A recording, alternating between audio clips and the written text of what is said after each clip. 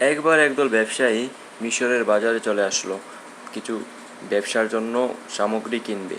তখন তারা দেখতে পেল রাস্তায় একজন অন্ধ লোক বসে আছে এবং সে কান্না করতেছে, সে অন্ধ সেই জন্য। তখন তাদের একজন লোক ওনাকে জিজ্ঞেস করলো, আপনি কিভাবে অন্ধ হলেন, কি সমস্যা আপনার, কোথা থেকে আপনি অন্ধ হলেন এবং কি করে অন্ধ হলেন? তখন অন্ধ লোকটি বললেন, বাবা আমি জন্ম অন্ধ, আমি জীবনে কোনো কিছু দেখিনি। তারপর সেই ব্যবসায়ীদের মধ্যে থাকা একজন লোক বলল, আমি আপনাকে ঠিক করে দিতে পারি, আল্লাহ আমাকে সেই শক্তি দিয়েছেন। এটা বলে তিনি চলে গেলেন এবং রাস্তা থেকে কিছু মাটি কুড়িয়ে এনে ওনার চোখে লাগিয়ে দিলেন, অন্ধ লোকের চোখে লাগিয়ে দিলেন এবং ওনাকে বললেন, এখন আপনি গিয়ে মুখ ধুয়ে নিন, আপনি ঠিক হয়ে যাবেন। তারপর অন্ধ লোক গিয়ে মুখ ধুয়ে নিল এবং মুখ ধোয়ার পর পরিষ্কার হবার পর তিনি চোখ খুলে দেখলেন যে তিনি সব কিছু দেখতে পাচ্ছেন। তিনি খুব খুশি হয়ে গেলেন এবং চলে গেলেন নিজের বাড়িতে।